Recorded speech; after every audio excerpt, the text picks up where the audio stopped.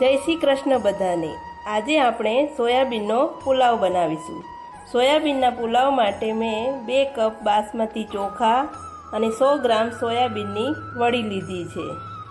સોયાબીનની વડીને આપણે એક બાઉલમાં થોડું પાણી લઈ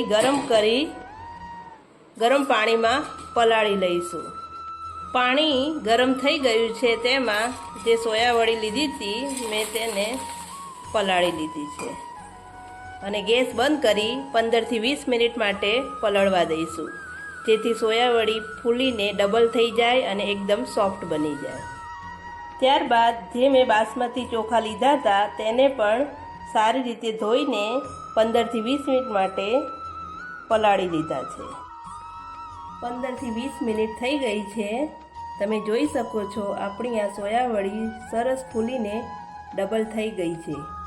હવે તેને આ રીતે હાથ વડે થોડી થોડી દબાવી બધું પાણી કાઢી લઈશું।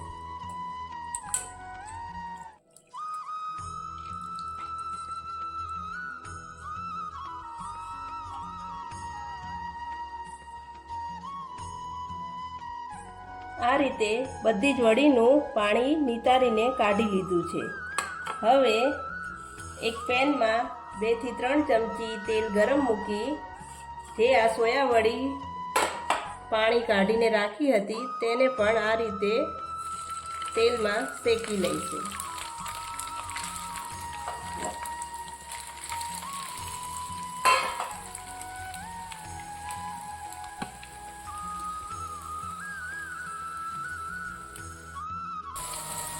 આ રીતે બધી જ વડીને બ્રાઉન રંગની થાય ત્યાં સુધી શેકી લઈશું।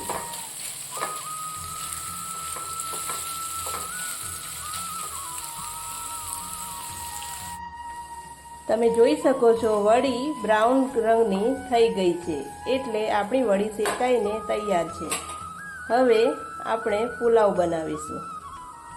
પુલાવ માટેની સામગ્રીમાં 2 નંગ ડુંગળી, 1 લીલું મરચું, મીઠા લીમડાના પાન, થોડી કોથમીર, આદુ લસણની પેસ્ટ અને રૂટિંગ આપણા મસાલા અને સ્વાદ અનુસાર મીઠું।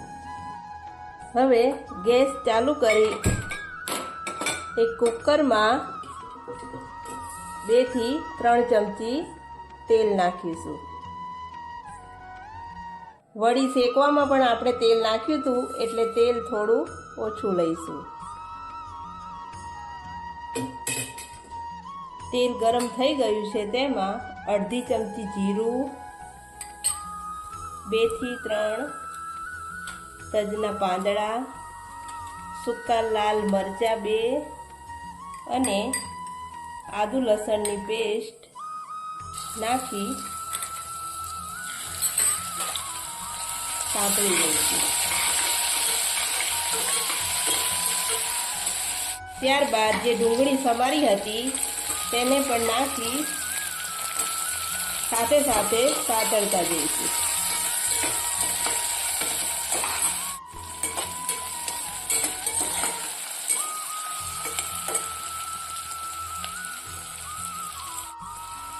ત્યારબાદ લીલું મરચું અને મીઠા લીમડાના પાનને પણ તેની સાથે જ બરાબર સાંતળી લઈશું।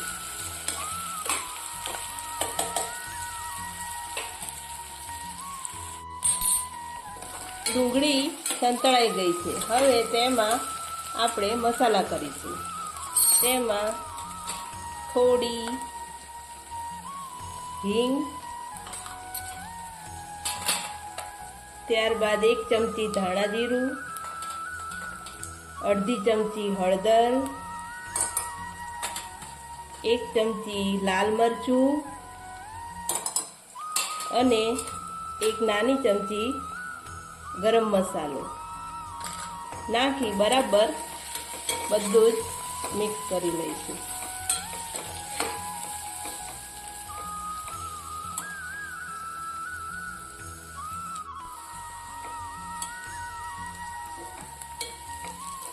બધું જ મસાલા સાથે મિક્સ થઈ ગયું છે। હવે આપણે જે આ સોયા વડી શેકી હતી તેને પણ અંદર નાખી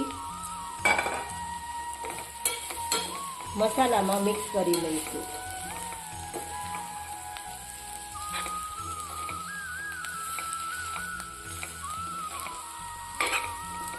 જો તમારે આ રીતે સોયા વડીનું શાક બનાવવું હોય તો પણ તમે બનાવી શકો છો. તે પણ ખૂબ જ ખાવામાં સ્વાદિષ્ટ લાગે છે.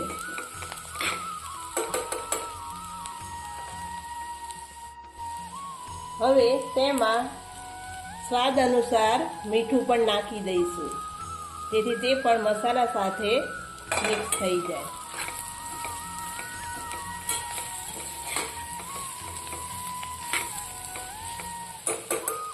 ત્યારબાદ તેમાં 1 ગ્લાસ પાણી નાખી દઈશું. ત્યારબાદ જે આપણે ભાતને પલાળીને રાખ્યા હતા તેને પણ નાખી મિક્સ કરી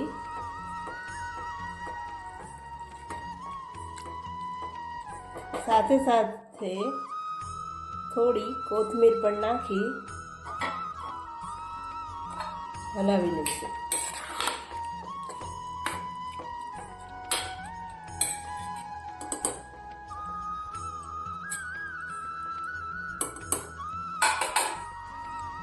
ભાતની અંદર બધા જ મસાલા મિક્સ થઈ ગયા છે.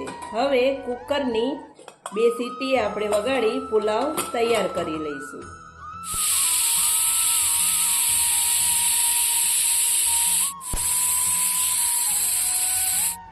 બે સીટી થયા બાદ આપણો પુલાવ બનીને તૈયાર છે. હવે તેને આપણે એક પ્લેટમાં કાઢી ગરમ ગરમ સર્વ કરીશું.